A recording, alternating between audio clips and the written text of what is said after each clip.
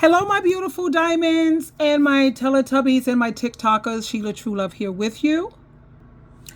And I want to share with you new things I learned over the weekend. Yesterday, I took a day off from social media. I just needed to just relax and clear my head. I noticed I've been doing a lot of emotional eating. I gotta lighten up with that. I gotta do some research and get a support network or something in place because that emotional eating is not good. But anyway, I want to share with you things I learned over the weekend, especially when it comes to, making friendships that are lasting. What I've learned is that people don't like it when you're guarded. Like when you're a single mother, you are afraid of feeling vulnerable or weak because you have to be strong, or you have to be the strong one for your children. So you don't have room to be soft. You had to be strong. Now, many people in life, including myself, they have this perception in their head that I'll only be liked if I'm perfect. Then you will admire me. Then you will respect me, etc., etc. But what I've learned this weekend is actually people feel connected to someone when they are as real as they are. Let me repeat that. People feel connected to you when you are as real as they are. When you show people your vulnerable side, that makes them feel safe. They don't feel safe around people who act like they're so perfect. You have to show that you have flaws also. That was a learning experience for me because when I was a Jehovah's Witness, as you know, I was always so judgmental, so hard on people, on my high horse, and hypocritical. I was a mess. And I admit that's my flaw. I had to develop understanding, not just understanding, I mean a profound understanding. That's not just understanding from the beginning. I need to understand things from the beginning, the middle, all the way to the end. So I had to pray about it, and I had to humble myself. People are drawn to vulnerability because that's what makes them feel safe. They don't want to be around someone who's always coming off like they're perfect people, like they have no flaws, like there's nothing wrong, or when they are constantly acting like they're the victim. Everybody's doing wrong but them. So they make up a lot of excuses, a lot of blame, and they never take accountability for the part that they played. And when you ask them, tell me some of your flaws, they'll say something like, well, I'm too good to people and people take advantage of me. Or they'll sit up there and say, I don't know, if I had better parents, I would have did better. They take no accountability for anything. Their flaws are something that makes them look good. It's never really genuinely showing their vulnerable side. And I had to learn that. Also, I learned over the weekend, when you're dating someone, always make sure to be interested instead of trying so hard to be interesting. And the way to do that is to ask questions. Like, have you ever been out on a date? I know I have. And they don't ask you any questions about you. They'll sit up there and talk about themselves and talk, but they don't take time to take a genuine interest in you. So always make sure that you are interested instead of trying to be interesting. Which, me personally, I don't like dating that much because, I stay busy. And I hardly ever feel bored or lonely. I may feel bored or lonely maybe 3 to 5 times out of a year. But I really, I don't like dating, but I like hanging out. Like when I'm dealing with men who I have gone out with, who have hit me up in my DMs, but they're like my activity buddies. You know what I mean? I like hanging out. I'm not into the dating game. I'm not good at small talk because I like to talk about things that really matter, things that are important. Yeah, I'm more interested in things that really matter. Like small talk to me is like when you talk about the weather, you talk about sports, movies, or shows. What did you do over the weekend? What did you have for lunch or dinner? That's making light talk. To me, it's not really important. And I consider important and meaningful talk is when you tell me about your passions or your hobbies. Let's talk about that. Let's talk about current events. What's going on in the news. social issues or causes that you care about, your personal growth or your self-improvement. What goals do you have? What dreams or aspirations do you set for yourself?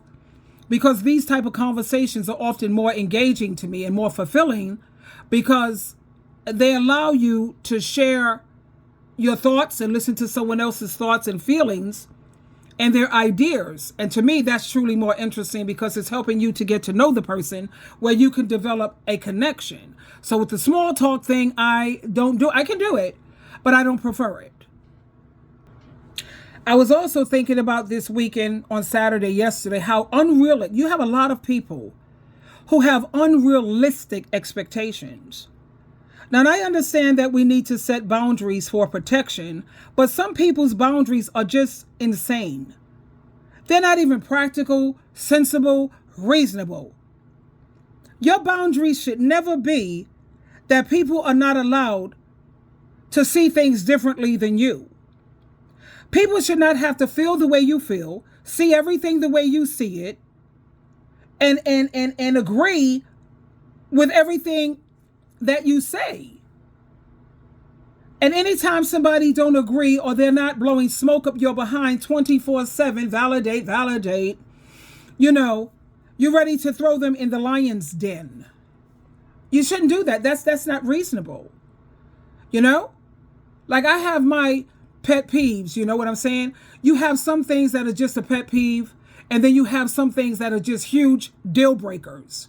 You can get over pet peeves, but when it comes to deal breakers, those are not negotiable. I get that part. But make sure that they're reasonable and stop trying to control people, honey. Anytime you want to control people's feelings and the way they think, that's not good. Nobody should have to subject themselves to that. And when it comes to being wrong about things, like some people feel that everybody wants to be right. They got to be right. No, I'm not her. I don't mind being wrong. You know why? Because when I'm wrong, you got to understand, I want to learn something new too. So I think that it can get pretty boring when you're not learning something from another person. That's why I don't mind if I'm wrong. Correct me. I stand corrected. And guess what?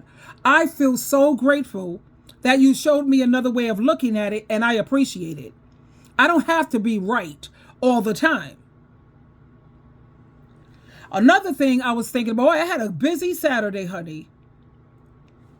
I don't have to agree with you. People don't have to agree with you to understand what you're saying. You know what I'm saying? We can resolve this. We simply have to say, look, we're going to have to agree to disagree on this one. But as long as we share the same morals, being a decent human being, and we have the same values, that's cool. We're not going to agree on everything, and that's fine.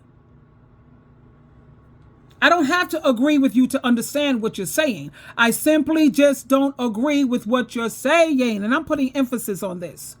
And after you tell someone that you understand and they still want to argue, then you're going to have to say, okay, I get it. I got to go. I'm out of here.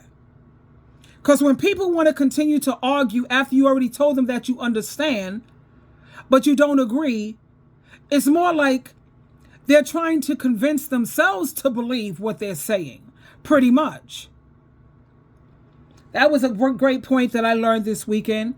I also learned that in this world, honey, you have a lot of people who may be book smart, and then you have some people who are life smart, street smart. You have some people who can be highly educated, but have you ever heard of an educated fool?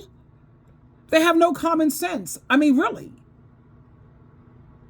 So I prefer to have someone who is life smart and street smart over someone who is book smart, because I could get books on my own. And I also want to share a video with you with this gentleman, how he is saying he had no idea, he always looked at his dad as a hardworking, sacrificing father, doing so much for the family. But when he took time to analyze things and he sat back and he experienced things, this is what he found out. Okay, here we go. I used to think my dad was this great family sacrificer, waking up at 4 and not coming home till 7:30 p.m., grinding for his family, rough hands and all. And then you become a dad yourself, you grow up and realize this dude was just running away for like 15 hours a day, and that going to work is extremely fucking easy compared to what's going on in even 24 hours of a mother's world. You just leave and go hang out with people who know how to use the restroom, who don't shit their pants every couple hours and scream at you, throw toys everywhere, pick them up, throw them back again, and now throwing them is the game. Like, it's actually easier to make $1 million than it is to just mother for like 72 hours straight. Been home for 1.5 days for this Thanksgiving thing, and I'm just fucking exhausted. Way harder than waking up at 4, working out and working for 15 hours, tell you that much. I used to think my dad was this great family sacrificer, waking up at 4 and not coming home till 7:30 p.m., grinding for his family, rough hands and all. And then you become a dad yourself, you grow up and realize this dude was just running away for like 15 hours a day, and that going to work is extremely fucking easy compared to what's going on in even 24 hours of a mother's world. Now, you already know how much I appreciated that, honey, because being a parent, it's the hardest job in the world, especially as a single mother. You know, it's hard. Let me see what are some of the comments. A person here says, thank you for acknowledging this. Your mother did right by you. Yeah, he could see. Mothers have done for you when you couldn't do a damn thing for yourself and you couldn't wipe your butt. Dad, he ran off to the office. He ain't dealing with people whose bowel movement, you know what I mean? Another person says working outside the home is way easier. Another one says, my mom woke up at 6 o'clock in the morning yesterday and she cooked until the family all sat down. What did Dad do? He sat on the couch and watched football. Okay, another one says, dude, at my work is like this. Used to be there 45 minutes before the job began. For what? Just to get away from having to help with the kids. You know, like I said, you know, the Bible says if you want things to go well for you, baby. And I know everybody who doesn't want things to go well for them. You have to honor your parents, honey. You have to treat your parents, I don't know, the same way you would honor these no good toxic husbands. You see how you have women who have been married for 10, 20, 30, 40 years, putting up with a lot of toxicity and a lot of abuse in a lot of cases. Just honor your parents and do right by them. I know it's not always easy because trust me and believe me, I know there's a lot of toxic parents out there. I see it all the time when I look at intervention and I look at soft white underbelly and AML films. I was like, wow. And these are parents? Oh my God. But you have to pray for your parents.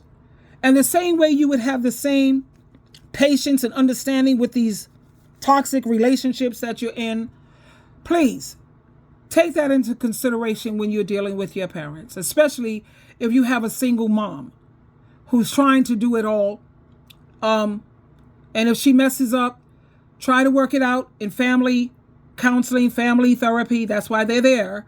And make sure you put everything on the table so you could get through the madness. And that's pretty much what I've been doing this weekend. Saturday, yesterday was awesome. I had a great weekend. It was very peaceful.